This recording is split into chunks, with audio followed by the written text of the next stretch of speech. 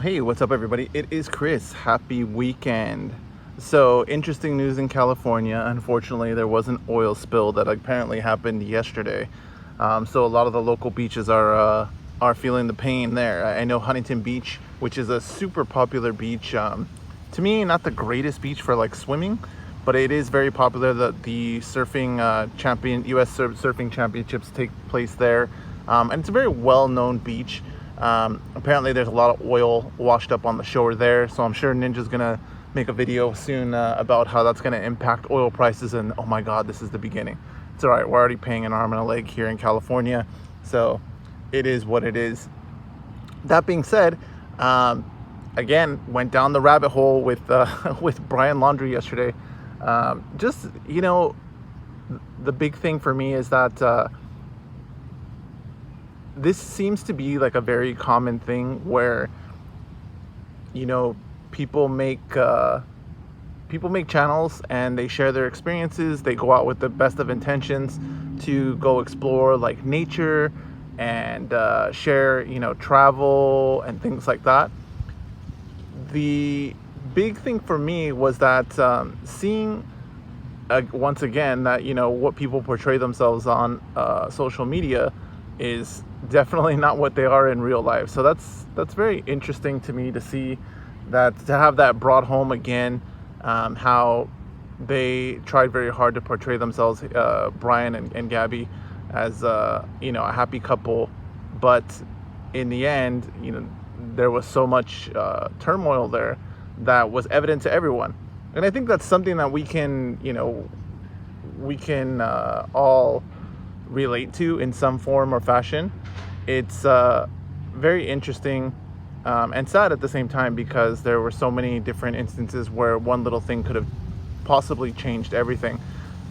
But at this point, there's no fault. We don't know what the story is. We have no idea. We're all rushing to judgment, and everyone all suddenly is an internet sleuth, looking at every possible detail, every clue, and then taking that and filling out their own scenario of what possibly could have happened. It is interesting though, because there are very unintended, I don't even know how to say it. There are unintended things that have happened as a result of this whole Brian Laundrie thing. I know a lot of people are kind of like, this is hype, and it's just something that happens regularly. Why is everyone hyping this up? But one of the things that happened that was kind of interesting, sad, but it's still interesting, is that they ended up finding in Wyoming the body of another missing person, Robert Lowry, in Wyoming, due to the search for or actually Gabby Petito's remains. So while they were searching for that, they ended up coming across the body of this missing hiker. He apparently had a family, and hopefully that brings some closure to his family. But it's very interesting that how many people go missing in the national parks, but they don't keep records of that. I've always found that very odd, and I'm not sure why they don't do that. They don't keep records of missing persons within the park. I'm assuming it's because so many people come through these parks that having to keep track of people who may have just left or maybe don't want to be found, that have traversed the national park system. But for example, here in California, it's very well known that Yosemite is like one of the biggest missing persons places on earth. Like, there's so many people that go missing there, and there's no cohesive database kept of people who have gone missing. And that's across the entire national park system. I know that there's, like, especially if you're in the stacking and prepping, there's just so many rabbit holes you can go down with all of that kind of stuff. But one of the interesting things to me is that there's a group called Missing 411, and they're more of like the UFO, alien, all those different conspiracy theories. Or I don't even know if they're conspiracy theories, but all of those different theories. But they make some great points about the national park system and how even the people who work there wonder why they don't keep track of people who go missing within the parks. The Brian Laundrie case is very eye-opening because there were so many people there, as I talked about yesterday, that saw, and interacted with this couple, got them on video, got them on different things, and remember their interactions with them. For a place like the national parks, you would think, to someone from California, again, it's a huge state. There are a lot of different places you can go for recreation and things like that. But in California, typically, when you interact with other people, it's typically a little bit more private, I would say. Like, you don't interact necessarily as much with your neighbors. It's kind of like a go to work. Everybody kind of keeps to themselves. And of course, that's not everyone. But I would say that that's a very pervasive attitude here. I don't know how it is necessarily in other states. I know the cultures differ very much throughout the different states as far as like how much you interact with your circle and the people around you, neighbors, that kind of stuff.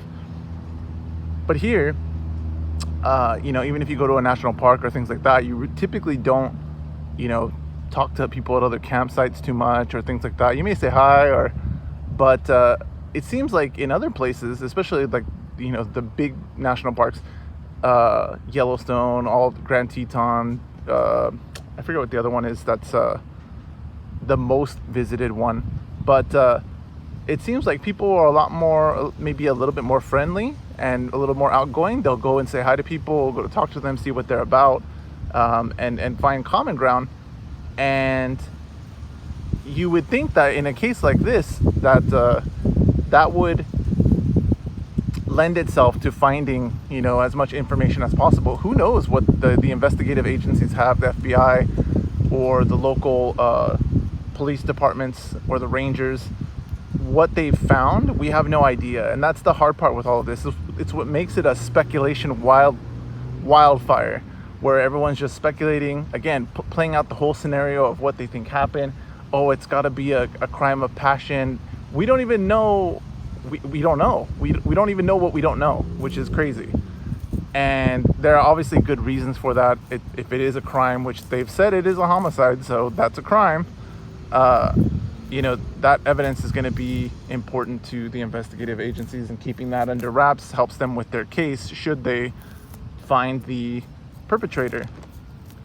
But to see this in hindsight, if we're not able to get any kind of cohesive story from Brian Laundrie, the guy doesn't even sound like he could, from everything that everyone says about this guy, it doesn't even sound like, even if he told the 100% truth about everything, that he would be able to recount everything that happened, because he definitely sounds like he's got some challenges. And so because of that, how do you even get the truth out of the guy? How do you get the information of what happened? What did you do? It's gonna be one of those things, and I have a feeling that with all of the hype of this thing, that on the back end we're gonna see that it's gonna leave the bad taste in your mouth, where you just don't know the truth. You just never find out the truth, which is, for a lot of people, it's very hard. But for social media, it's gonna be good, because who doesn't like an unsolved mystery? There are entire TV shows, channels, networks devoted to specifically that topic. And this just might end up being one of them. But in the age of social media, I think it's a double-edged sword, because you do get a lot of information, but you also get people who are just like totally wrapped up in it and can't go to sleep at night. A lot of you commented about Ryan Upchurch. I'd never heard of the guy. I probably heard his music. I listened to a few of his songs, and I do believe I've heard his music before. It sounds pretty good. Cool guy. And it's so funny listening to him that he's pretty funny. He's a pretty funny guy, pretty funny character. Interesting. And I think I'll be watching more of his content as time passes. But to see that to see even him go down the rabbit hole and all the different things he was talking about, I was like, wow, like that can be anybody. That can be any of us. I mean, even myself, like I'm more captivated by it, but it'll be a passing fad like anything. But I do think it's important to talk about because, again, it really highlights the differences between the different places in the United States, how different we are. Even though there's a lot that we have in common. To see things like this, it's definitely a tragedy no matter how this plays out.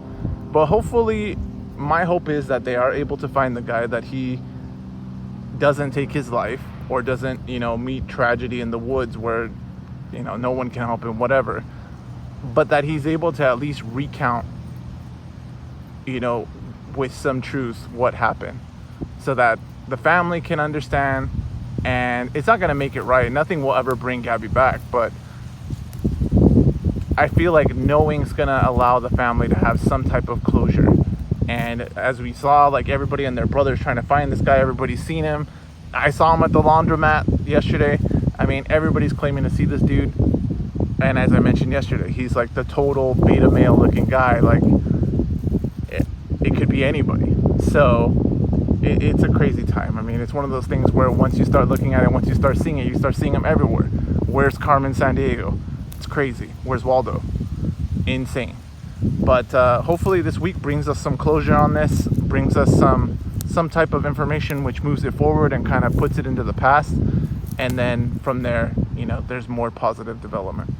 All right, that's it for today, and I will see you soon.